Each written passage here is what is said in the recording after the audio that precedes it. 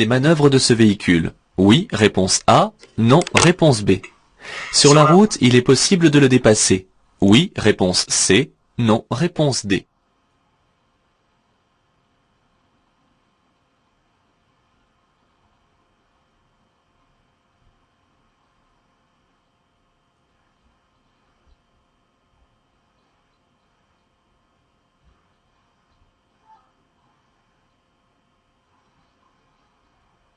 Le stationnement est ici interdit avant et après le panneau. Réponse A. De chaque côté de la rue. Réponse B.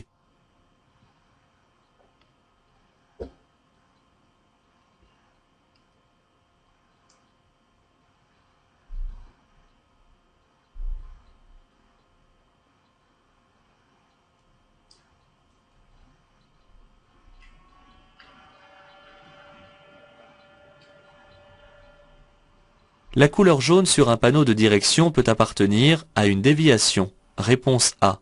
À l'autoroute. Réponse B. À un itinéraire bis. Réponse C. À un itinéraire de substitution. Réponse D.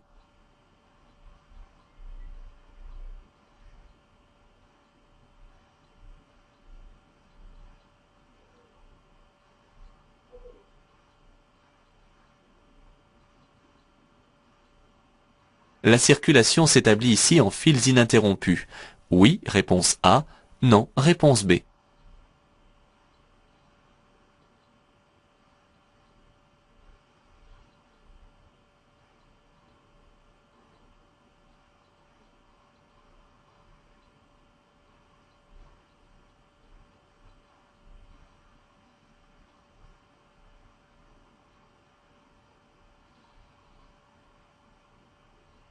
À 50 mètres, je céderai le passage aux piétons engagés sur les bandes blanches. Oui, réponse A.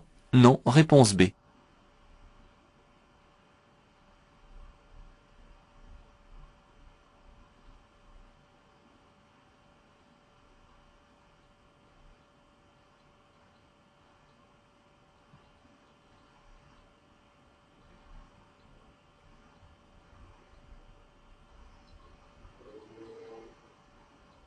En agglomération, les dépassements sont autorisés. Réponse A. Interdit. Réponse B.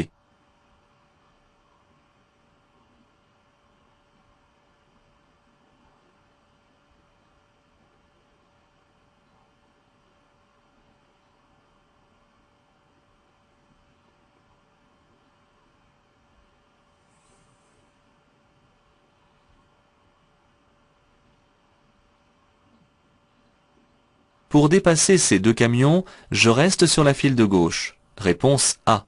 Je reviens d'abord entre les deux. Réponse B.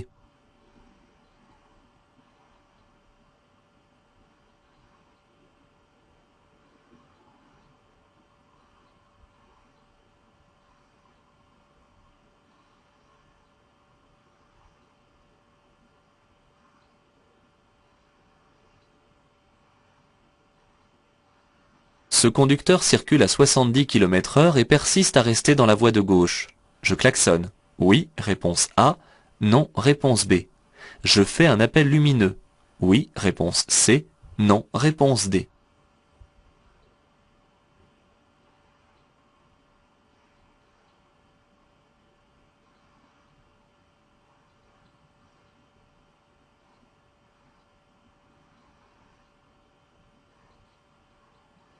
Je peux faire un appel lumineux. Oui, réponse A. Non, réponse B.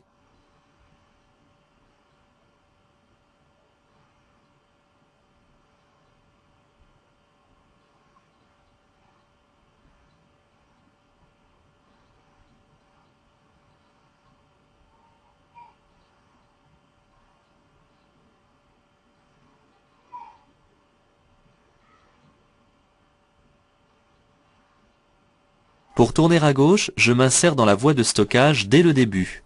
Oui, réponse A. Non, réponse B. Je cède le passage aux usagers arrivant en sens inverse. Oui, réponse C. Non, réponse D.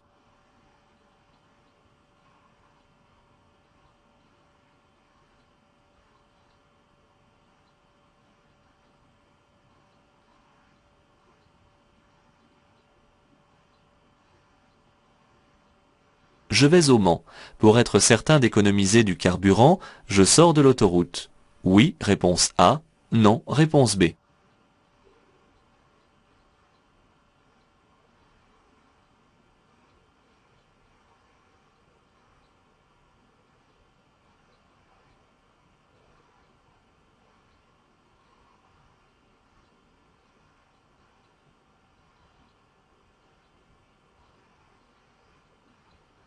Cet usager ne démarre pas. Je peux donner un léger coup de klaxon. Oui, réponse A. Non, réponse B.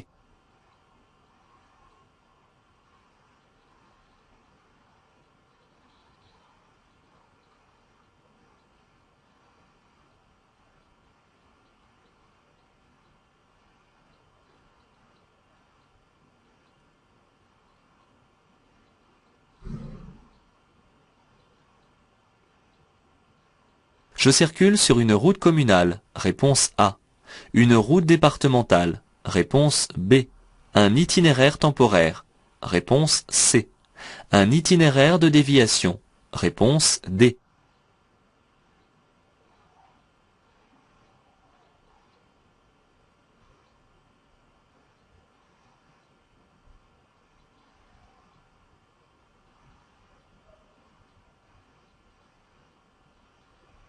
Les effets de l'alcool se font sentir dès 0,2 g par litre. Réponse A.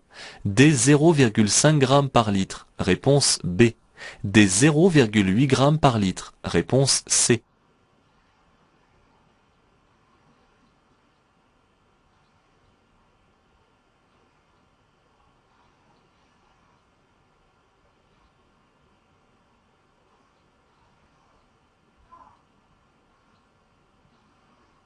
Les barrières sont relevées et le feu éteint. En cas de bouchon, je m'arrête avant les barrières. Oui, réponse A. Non, réponse B. Je ne m'engage que si je peux dégager complètement les voies. Oui, réponse C. Non, réponse D.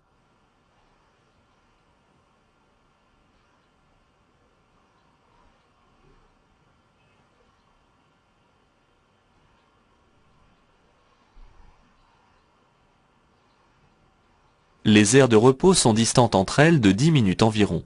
Oui, réponse A. Non, réponse B.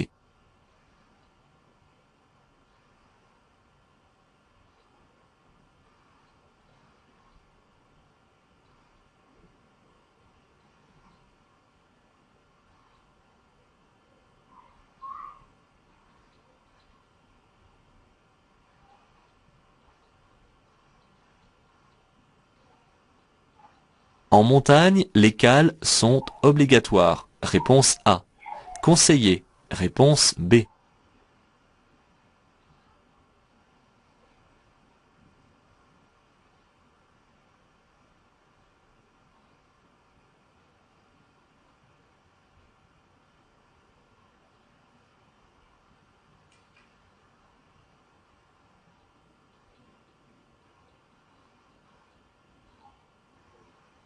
En présence de cette ligne, je peux dépasser ce camion. Oui, réponse A. Non, réponse B.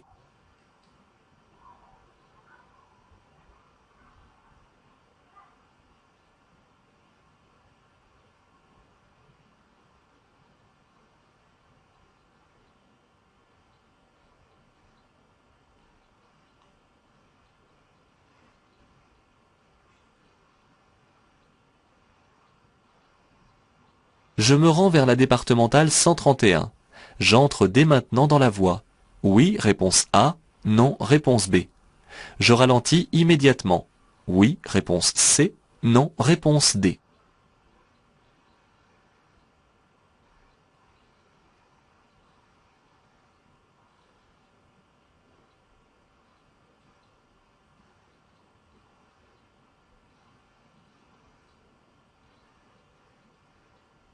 J'ai raté la sortie précédente. Je peux remonter en marche arrière cet accès. Oui, réponse A. Non, réponse B.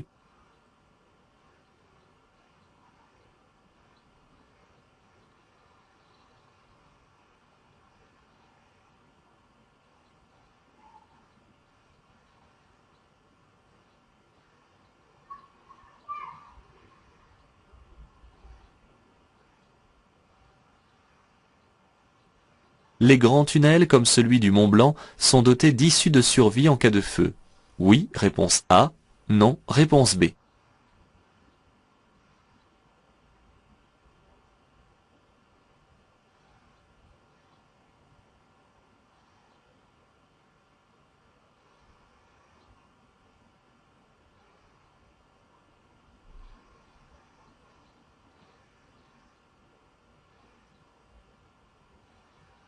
Je circule sur autoroute. Oui, réponse A.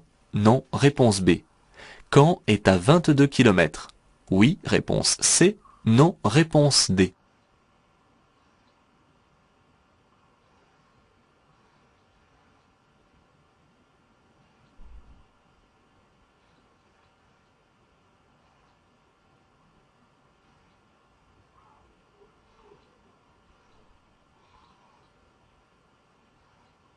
Je tourne à droite. Le conducteur du véhicule rouge doit me laisser passer. Réponse A. Je laisse passer le véhicule rouge. Réponse B.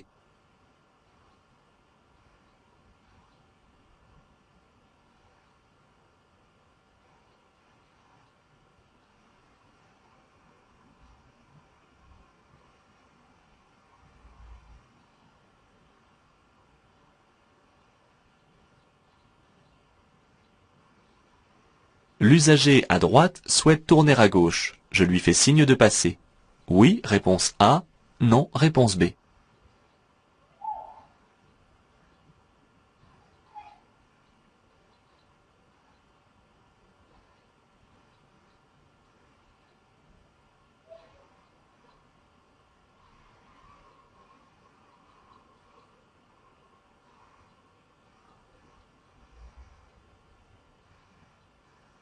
Ce panneau indique la présence d'une fromagerie à la prochaine sortie. Oui, réponse A. Non, réponse B.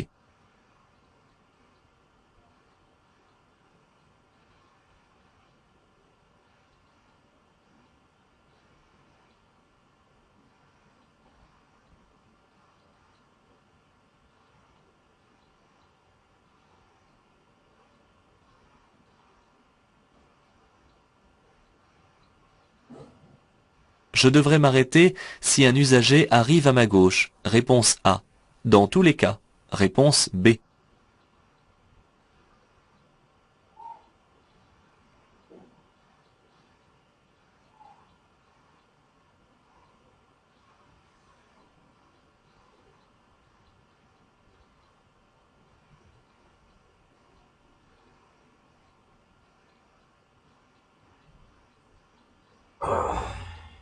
Je circule actuellement sur une autoroute. Oui, réponse A. Non, réponse B.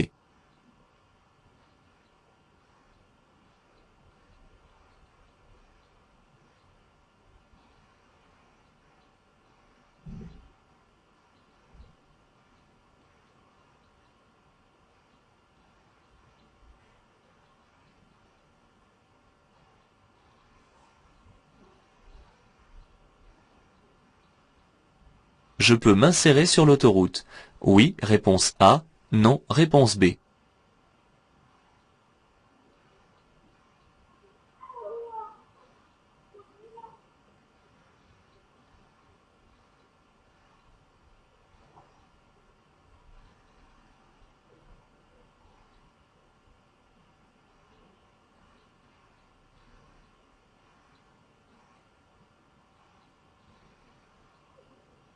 Pour dépasser ce piéton, je dois m'écarter. Oui, réponse A. Non, réponse B. Je ralentis. Oui, réponse C. Non, réponse D.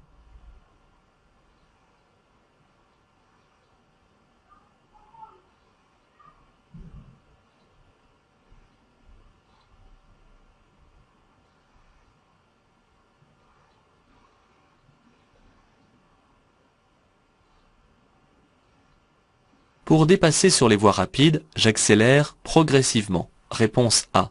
Franchement. Réponse B.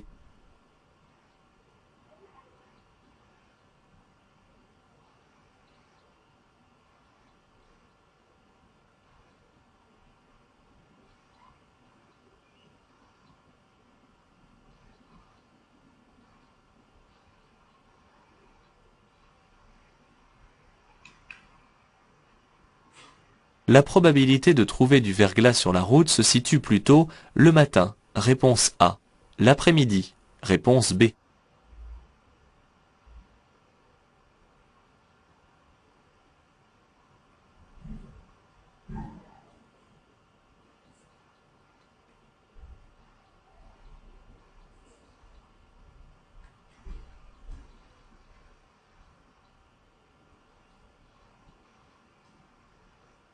Je peux aller stationner sur l'accotement à droite. Oui, réponse A. Non, réponse B.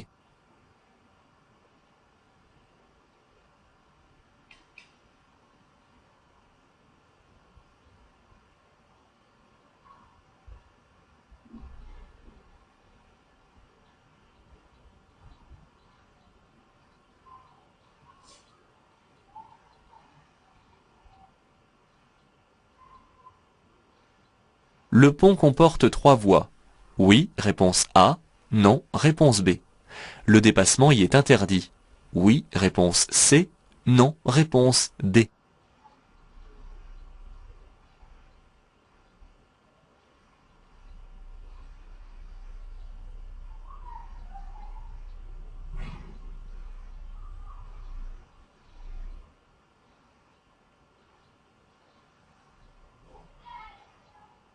Pour dépasser ce piéton, je dois m'écarter. Oui, réponse A. Non, réponse B. Je ralentis. Oui, réponse C. Non, réponse D.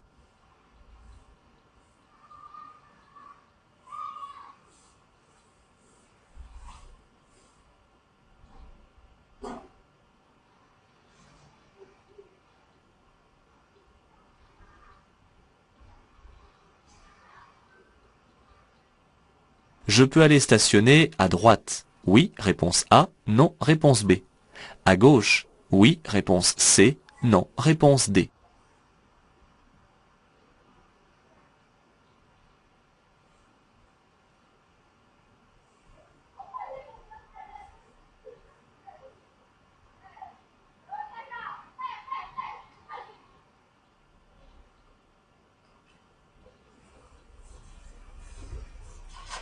Lors d'un incendie dans un tunnel, je peux rester à proximité des véhicules de secours. Oui, réponse A. Non, réponse B. Je dois rejoindre un abri de sécurité. Oui, réponse C. Non, réponse D.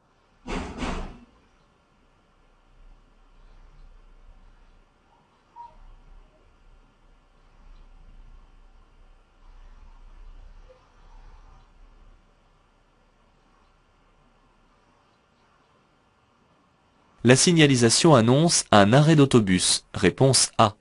Un passage pour piétons. Réponse B. Une voie sans issue. Réponse C. Un passage à niveau à 50 mètres. Réponse D.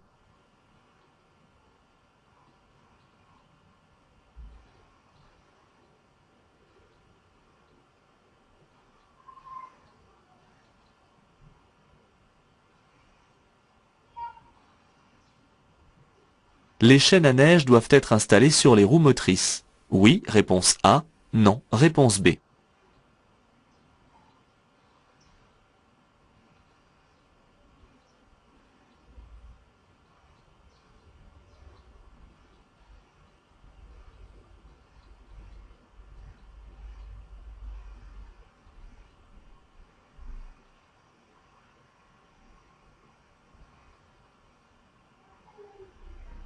Je peux stationner à droite. Oui, réponse A.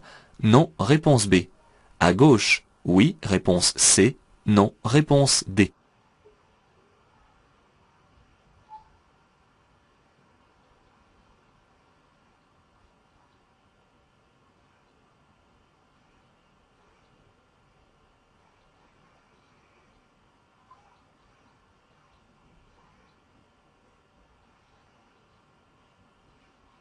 Pour utiliser cette aire de repos, j'entre dans la voie à 130 km/h. Réponse A. À 90 km/h. Réponse B. Le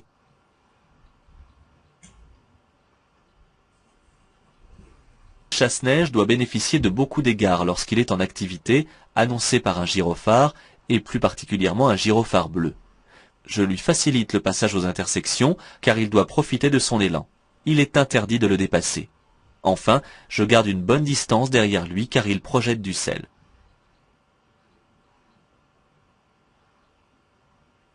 Les flèches ont un sens. Aucune cependant ne désigne les deux côtés de la rue à la fois. Il y a alors un panneau de chaque côté. Qu'elle soit donc posée à l'horizontale ou à la verticale, elle désigne toujours avant et après le panneau. Cela dépend de l'orientation du panneau.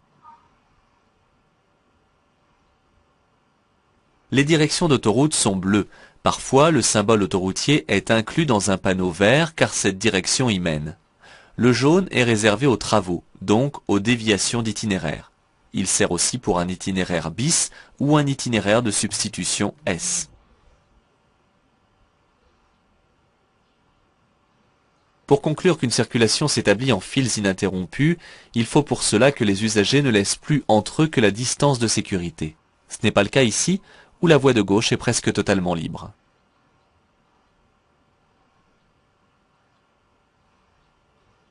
Le passage pour piétons est un endroit matérialisé par de larges bandes blanches visibles de loin. Les usagers doivent s'arrêter pour leur céder le passage lorsqu'ils sont engagés.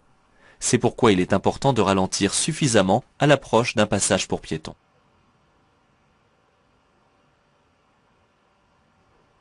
Seul un panneau ou une ligne continue peuvent interdire les dépassements. Les voies de mon sens de circulation servent à absorber le flot et il est naturel par exemple que des usagers sur la voie de droite circulent assez lentement en recherche d'une place de stationnement. En revanche, je ne dois pas dépasser la limitation de vitesse qui est fixée à 50 km/h. L'espace entre les deux poids lourds est insuffisant pour que je puisse y circuler en toute sécurité. Il faudrait au moins 4 traits de la bande d'arrêt d'urgence entre les deux pour pouvoir me rabattre. Comme les deux voies sont affectées à mon sens de circulation, je reste dans la file de gauche et je me replacerai à droite lorsque toutes les conditions de sécurité seront réunies.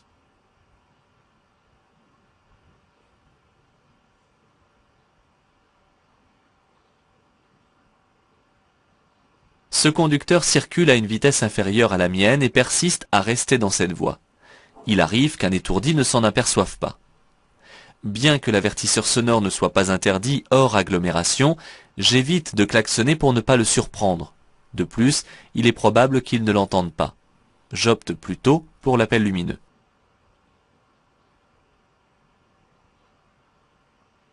Lors d'un dépassement, il est parfois utile de signaler sa présence par un appel lumineux afin de ne pas surprendre le conducteur du véhicule dépassé. Les voies de stockage permettent d'effectuer un changement de direction sans gêner les autres usagers. Il faut les emprunter dès le début afin de ralentir suffisamment avant de tourner. Si un véhicule arrive en sens inverse, je devrais le laisser passer avant de tourner à gauche.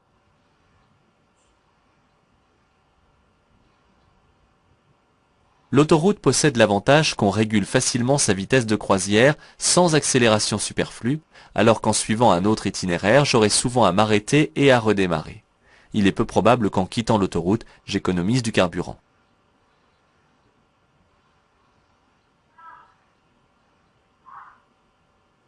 L'usage du klaxon est formellement interdit en agglomération en dehors d'un danger immédiat. Ici, je suis plutôt gêné qu'en danger. Un simple appel de feu devrait suffire puisque cette personne regarde vers l'arrière de l'habitacle.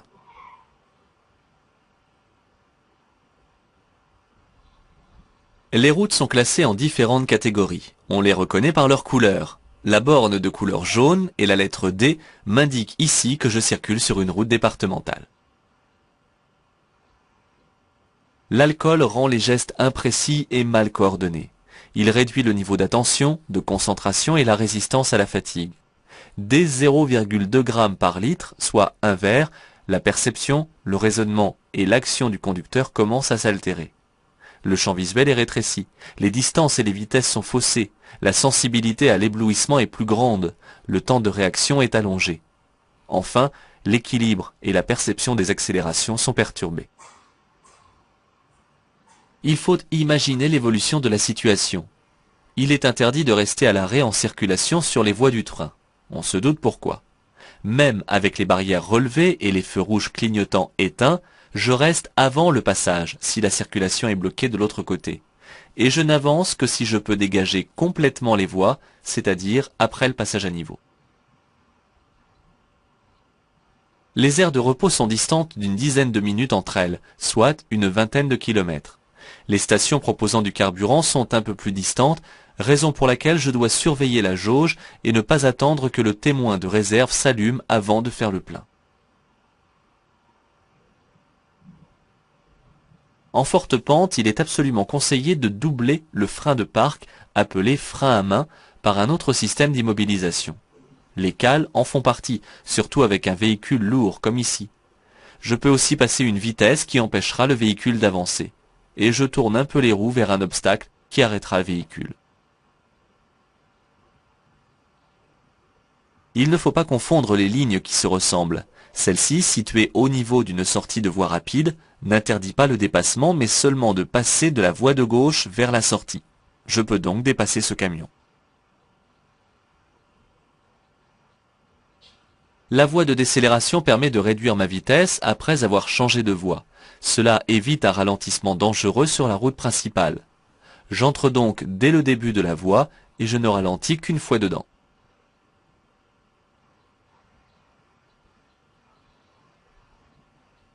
Ne vous reposez pas sur vos lauriers car en général on vous demande aussi si cela vous coûte des points au permis de conduire. Il est interdit car dangereux de faire demi-tour ou d'exécuter une marche arrière sur une autoroute, et cela coûte 4 points ainsi qu'une suspension du permis de conduire pendant 3 ans.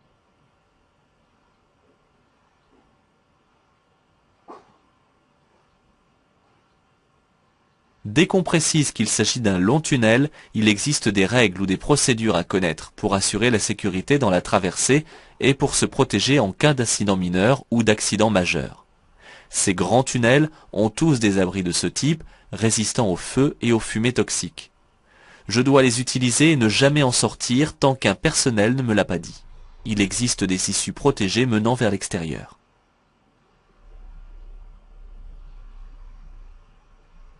La signalisation de direction autoroutière est bleue, hormis celle qui signale une sortie. De plus, le cartouche rouge comporte la lettre N pour route nationale. Celle-ci confirme que la route mène à Caen, qui se situe à 22 km.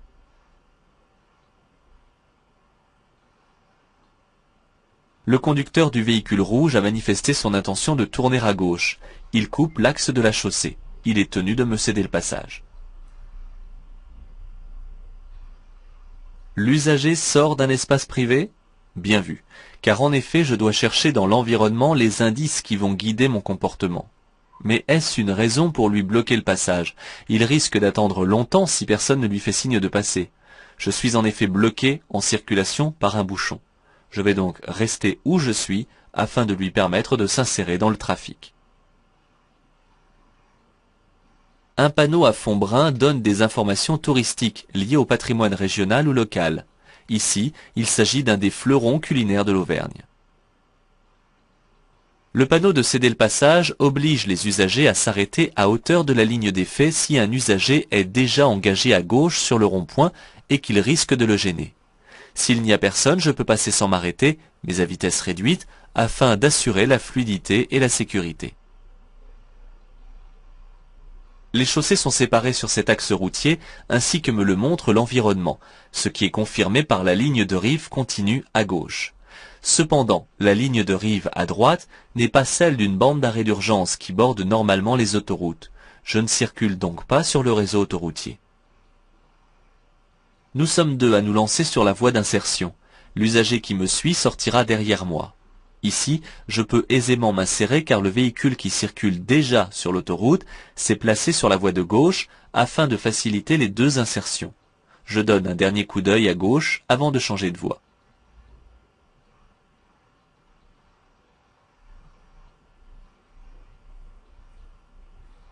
Un agent technique me fait signe de ralentir. En effet, plus loin, un véhicule de service accompagne des hommes au travail.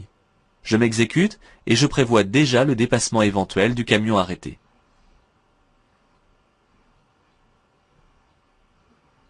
Sur les voies rapides, il n'est pas nécessaire d'exécuter la manœuvre de dépassement dans un temps court, car personne ne vient en face. Contrairement à certaines situations sur une route à double sens de circulation, je préférerais ici accélérer en douceur afin d'économiser le carburant et de moins polluer. En effet, une accélération franche demande de l'énergie et le carburant brûle moins bien. On le remarque par une fumée noire qui sort du pot d'échappement. Lorsque le soleil perce l'hiver en montagne, je trouverai très probablement du verglas le matin, avant que le soleil ne réchauffe la route. Celui-ci se mettra ensuite à ruisseler dans la journée jusqu'à assécher la route. Attention cependant, selon l'altitude et la température ambiante, la couche de verglas ne va pas disparaître pour autant.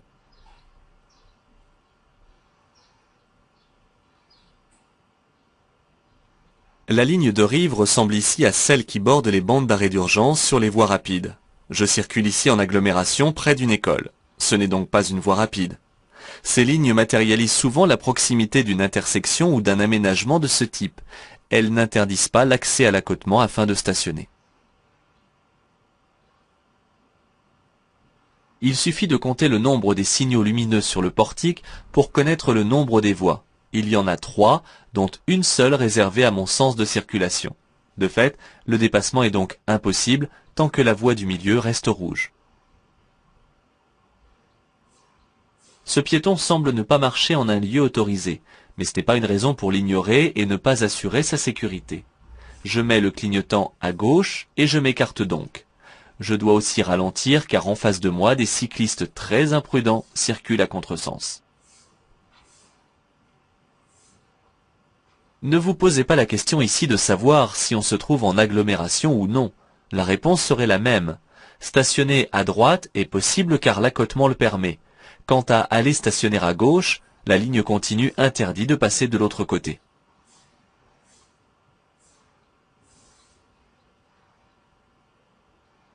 Lors d'un incendie dans un tunnel, je dois absolument me rendre dans un des abris de sécurité spécifiquement adaptés pour résister au feu et aux émanations toxiques. Cet endroit est le seul dans lequel je serai en sécurité. Une fois à l'intérieur, je n'en sors plus tant que les secours ne viennent pas me chercher.